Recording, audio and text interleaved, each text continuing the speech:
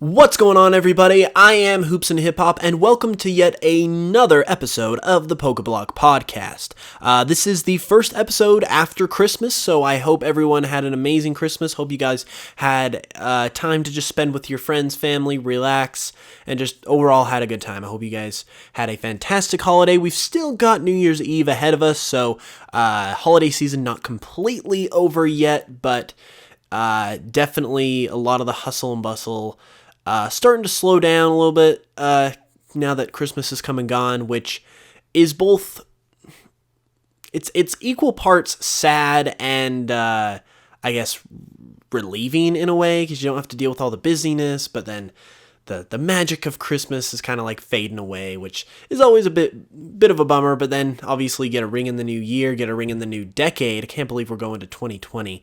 It's going to be crazy. I remember my teachers talking about the year 2020 specifically, and back in like junior high, as if it was like the super future, and now we're living in it. We're about to be living in the future, basically. So it's going to be very interesting to see what the new year holds, what the new decade holds. It's obviously going to be exciting. New Year's are obviously exciting with resolutions and just everything that they offer. And in particular, when it comes to Pokemon, the new year in 2020 could offer a lot of interesting things. I did talk in my last episode about kind of just Pokemon's 2020 in general and what we could potentially see, because I've been kind of coming back to it for a while and talking about how there are a lot of things within this generation that Pokemon could do, which just kind of lends itself to the potential that this generation could be jam-packed with a lot of really cool stuff, just because there's so much just that seems like it's imminent for Pokemon within the next year in terms of games that could come out. So I'm really looking forward to seeing what happens in 2020. As far as like things we know for sure happening, as I said in the last one, you've got Pokemon Home that's coming out. You've got Pokemon Sleep. We'll learn more about that. You've got the Detective Pikachu game for the Nintendo Switch, which I believe is a sequel. And one thing I forgot to mention that I mentioned in the previous episode prior to last week's episode was Pokemon Twilight Wings. That's actually going to be coming out in a couple weeks. It's going to be running through the first part of 2020 with, I assume, like an episode each week. So that's going on. So a lot of things that we already know about, but obviously we don't know about like the big stuff, which would be the new main series game that could potentially be coming out. There's obviously, like, you could count like whatever movie is potentially coming out. We know we're getting one, but don't really know what it's about. But when it comes to the main series game, that is obviously the big thing. There's no real guarantee that we'll be getting a main series game in 2020. It's kind of gotten to the point with Pokemon where it's almost one of those yearly series like Call of Duty or Assassin's Creed, because we've been getting, even though historically Pokemon has not really been that way, we have been getting a game every year since 2016. We got Sun and Moon, we got Ultra Sun and Ultra Moon, Let's Go Pikachu and Eevee, and now Sword and Shield. And 2015 was the last year we didn't have a main series Pokemon game, which is kind of crazy. And like I said, with all the imminent stuff that seems like it's right around the corner, you got Sword and Shield follow-ups, you got Diamond Pearl remakes, you got a potential new Let's Go game. It just doesn't seem like there's going to be any room for a year off, which is kind of both good and bad, because obviously you love to have Pokemon games every year. Like it's obviously very exciting, because there's just always something new to look forward to. There's something new to play. It's always a really good time. And I would say Pokemon does a better job of doing something different with its games than, say, another yearly series like Call of Duty does. The concept is obviously the same every game, but I would say from Ultra Sun and Moon to Let's Go Pikachu and Eevee to Sword and Shield, I would say all those offer something new and different. So on that sense, it's good. You obviously don't want it to become oversaturated, but I really don't think it's like a huge deal as long as they provide a good experience. And I would say every single game in the games that they've provided in this like 4-year window have been good. I would say the worst one of those four, I would say, was probably Ultra Sun and Ultra Moon, because that game was like, 80%, probably even 90% the exact same to Sun and Moon, so there wasn't a whole lot different that was offered. But other than that, I mean, and the game was still good in and of itself, and the other ones were really good. So overall, I think Pokemon are doing a pretty good job in that regard. And so yeah, like, while you don't want it to become oversaturated and get a lot of that stigma that yearly series do have, I think Pokemon, they kind of take care to not fall into that trap, so to speak. So I feel like they're doing so far a good job of kind of having the best of both worlds, where we get a new game every year, but then we don't have to worry about the games being bad or lacking quality or just kind of being too much, because they always offer something that makes them worth waiting for. It makes it worth getting excited about them. So that is obviously exciting. And then, like I said, we've got a lot of potential in terms of the game that could be coming next year.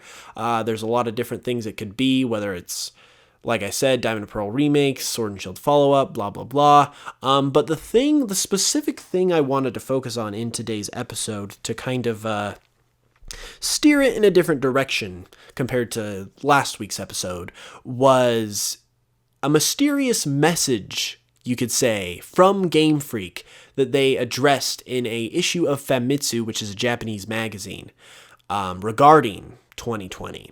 And I feel like we might be able, even though the message is somewhat cryptic and doesn't really offer any new information at all, I feel like we can actually glean some type of direction from them based on it. So I'm going to go ahead and read it. As I said, this was originally placed in Famitsu magazine, which is a Japanese magazine, and then translated into English, and it was basically a message from Game Freak to the fans.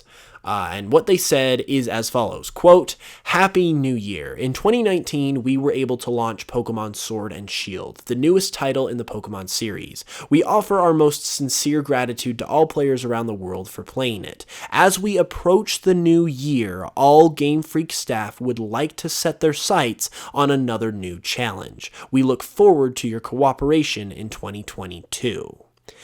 And now, that message, that last part of that message is very, very interesting, because they talk about how they're looking forward to approaching a new challenge, and then they finish off the message by saying, we hope you look forward, or we hope we're looking forward to your cooperation in 2020. So to me, if it wasn't confirmed before that we're getting a new game of some kind in 2020, I think this pretty much seals the deal that we are, because I don't think they would have mentioned anything about the new year in any sort of specific way about like what their plans are, and especially not mentioning the year 2020 itself if they weren't doing something. So I think we can say with like 99.9% certainty that we are definitely getting something in 2020. Now, once again, the issue is, what is that something going to be? Like I said, there's a number of different options. It's really hard to say what it's going to be, but maybe the phrasing of this phrase could tell us something. The way they word it when they're talking about the new year, they say all Game Freak staff would like to set their sights on another new challenge. So what does that mean? I mean, the fact that they use the word challenge is interesting, because maybe whatever they are working on is a challenge for them. They are challenging themselves, and so it's whatever it is, it's something that's kind of pushing them a little bit, because it's something that's harder to take on. You could take it in that context, which is very exciting. The other thing that kind of the other thing I'm thinking here when I read this is the fact that they make this statement as if they're transitioning from one thing to another, because they say they would like to set their sights on another new challenge. And to me, that kind of sounds like they're moving away from Sword and Shield as they do that. They're taking their sights and their attention and their focus from Sword and Shield and putting it on this new project, which maybe that means that we aren't getting another Sword and Shield follow-up. Maybe it is going to be Diamond and Pearl remakes or something different, and the Galar region is going to take like a year break or something. I really do hope, regardless of whatever they do, that we do eventually get a Sword and Shield follow-up. Because as with any other generation, I think there's a lot of potential to do good there, and I would hate to see another X and Y situation where we just don't get one and it just becomes a lot of lost potential. So overall, I do hope we get one, but this kind of sounds to me like maybe next year we'll kind of take a break from the Galar region and go to somewhere else.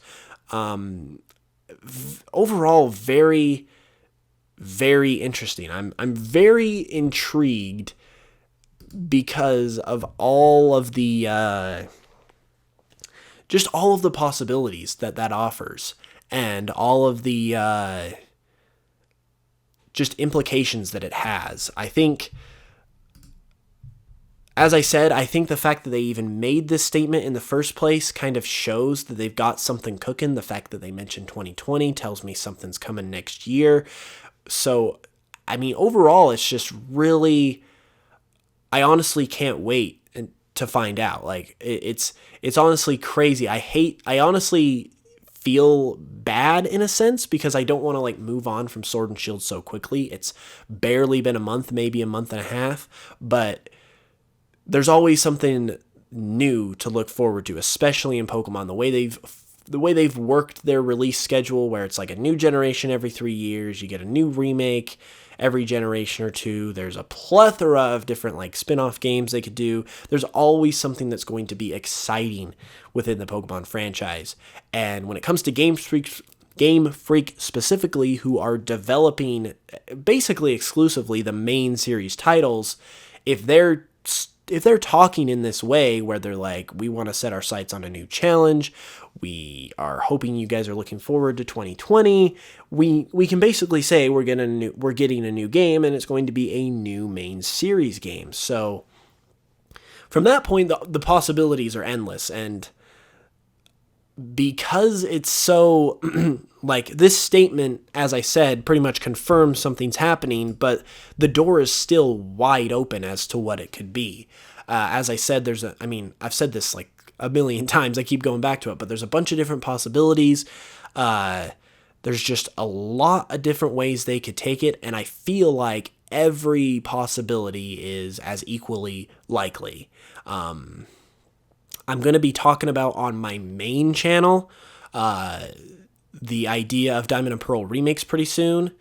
So if you guys follow me on my channel at all, I would look out for that. But basically, just like, there are like, I can't really remember a time, and granted, I haven't been like super duper following as like an analyst of Pokemon. I haven't been following them for that long, but I have obviously followed Pokemon my whole life. I've done a lot of research into Game Freak in my time as a YouTuber, which has been over 7 years at this point. So, I mean, I can't really remember a time with all that experience in mind where we've kind of had so many different things that could happen. It's usually like within a generation, you have almost, even in some generations, it's been all you have is like a potential follow-up game, and then you take a year off, and then the new generation is there because it's a 3-year window. So you get two years with games, 1 year without, and then that's it. Like some generations have been kind of that dry where it's like, okay, this is what it is. But with the timing of the Diamond and Pearl remakes seemingly imminent, with the rise of the Let's Go games, which, I mean, ultimately that's up to Game Freak whether or not they want to pursue that kind of thing moving forward. But that potentially brings about a whole new side series that just gives the fans more content, because it's something just that much more in addition to the main series games and the remakes that they can work into their rotation. I don't think if they do decide to do another Let's Go game, I don't think it's going to be like I think the schedule on that is going to be a little bit sporadic to start, because while I feel like we could get Let's Go Johto in the next, just basically in the next couple years in the near future, from there, I kind of feel like they would take a huge break, because if you did Let's Go Johto in a year or two, and then you did Let's Go Hoenn in a couple years after that, you would basically be only like, you basically would be like less than 10 years removed from the ORAS, the actual Ruby and Sapphire remakes. And I feel like that's too early to like visit a region again after just having visited it. So I think the Let's Go remakes are going to have to kind of tiptoe around what the actual main series is doing a little bit more. So it might be sort of it basically might be kind of Game Freak's thing that they keep in their back pocket for when they just need something. Like if they get a spot in the schedule that's kind of like, okay, this is sort of an empty, drier part of our calendar, they just plop a Let's Go game right in there, and then it's beautiful. Like, we have something to play. It's not too hard on them because of the more simple structure. Overall, I think it'll be fantastic. So that's kind of what I feel like overall. But other than that, like, just anything like this, any sort of just implication of the future really gets you thinking as a fan, and especially someone in my position who's always trying to figure out what Game Freak is doing. It's always very, very, very interesting. So I'm certainly going to be looking forward to it. Oh, speaking of, this was one thing I thought. I literally had this thought yesterday, and I think it could have a lot of implications for what happens this year too. I know we just barely did have Game Freak's technically Game Freak, but Pokemon as a franchise just barely had its 20-year anniversary in 2016. And the celebration, as you might remember if you were following Pokemon at that time, was huge, because not only did we get Pokemon Sun and Moon, which was the opening of a brand new generation, which is always a momentous occasion, but they went hardcore in on the celebration for the 20-year anniversary, because we had Pokemon Generations, which was a celebration. You had merchandise that was coming out all throughout the year that was special 20-year merchandise. You had mythical Pokemon distributions that had like literally never been distributed outside of like their initial release window when they were first introduced as Pokemon. And then you even had the release of Pokemon Go as well. So 2016 was a huge year for Pokemon. It was insane. And it seems like it was only a couple years ago, because, I mean, really it was. But in 2021, which is only 2 years off at this point, technically only a year since we're now about to 2020, so we will be entering into 2021 in a year, that is the 25th anniversary of Pokemon. And because Pokemon as a franchise, its birthday is in February, fairly early in the year, I would suspect that something very, very huge is going to happen for the 25th anniversary, and is going to be announced around Pokemon's birthday early in that year. So basically, in addition to whatever happens next year, I would say we have a guarantee that something huge is going to happen early in 2021, which is only a little over a year away. And that kind of makes this whole question of what's going to happen next year and what's going to happen in this generation just that much more intriguing, because there are a lot of arguments, for instance, of a Diamond and Pearl remake happening next year, because there's a lot of things that support it. But it also kind of makes sense that with something like a Diamond and Pearl remake that's really, it's a legacy title because it's a remake and it's highly, highly anticipated, that makes sense to hold it off for 2021 for it to be the game where you celebrate the 25th anniversary of the franchise. Or maybe you could go in a direction where you do something completely new like they did with Sun and Moon. I mean, obviously in 2021 we're not going to be getting a new generation just yet, but with it being the 25th anniversary, Game Freak could literally pull anything out of their hat. They could do anything that they feel is justified in celebrating the franchise. And I think the 25th anniversary is kind of like it's almost like the golden anniversary. 20 years is big. No gaming franchise has got to 50 years. I would say that's probably truly the golden anniversary, but games haven't been around enough for that to happen yet, so we got to wait a little bit on that. So as far as games go, I would say the 25th anniversary, the quarter of a century mark, that's like really the golden anniversary as far as video games and the video game industry goes. So, and I would say basically every major game franchise celebrates their 25th anniversary in a big way. We saw Zelda celebrate their 25th anniversary with a brand new game that was basically, it was like the first game in the franchise. It explained like why everything in Zelda is the way it is with Skyward Sword.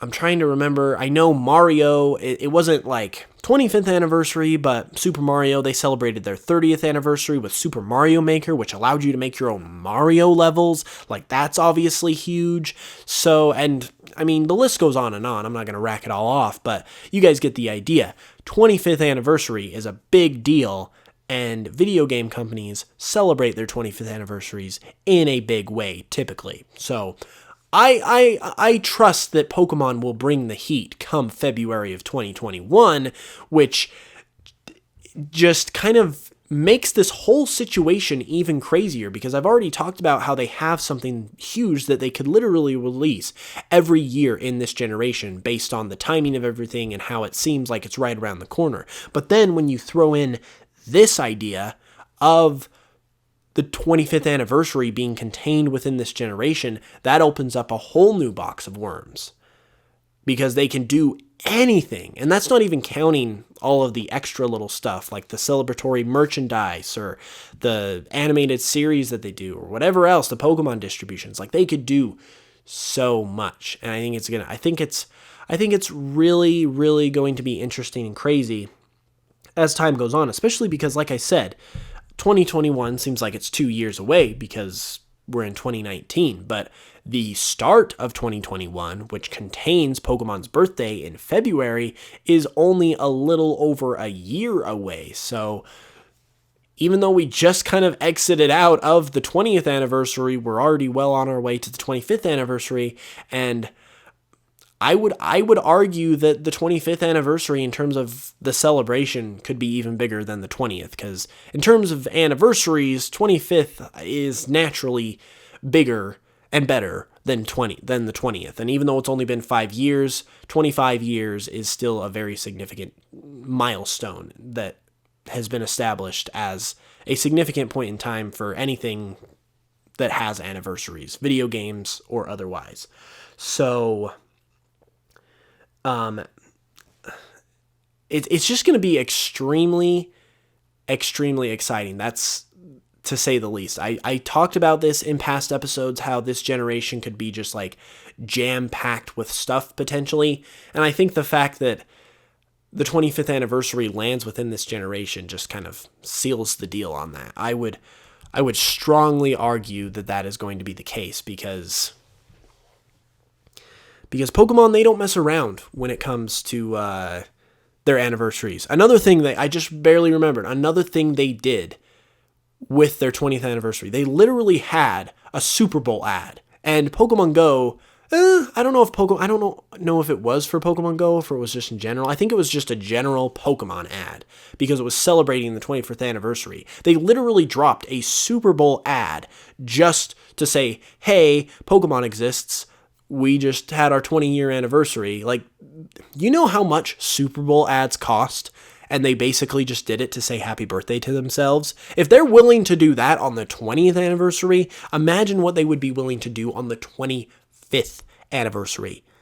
25 years, guys. That's a big deal. That's very important, and we are only a year or so away from finding out what that entails. And obviously, that's not even counting this year. It's absolutely crazy. But with that being said, I think I am going to end off, because that ends off on a good note, I think. So if you guys enjoyed the episode, just leave a like and a comment, or do whatever you can do on the platform you're listening on, and just let me know what you think. If you're on YouTube, leave me a comment below. Let me know what you think. Hope you guys had a great Christmas as always. This will be the last episode of the decade. crazy. Next time I see you guys, it will be in 2020, which is crazy. So I hope you guys have a fantastic new year. Hope you guys have fun, enjoy yourselves, and I will be back with another episode next Friday in the new year as always. So until then, as always, I love you guys very much. Thank you for listening, and until the next one, I will smell you guys later.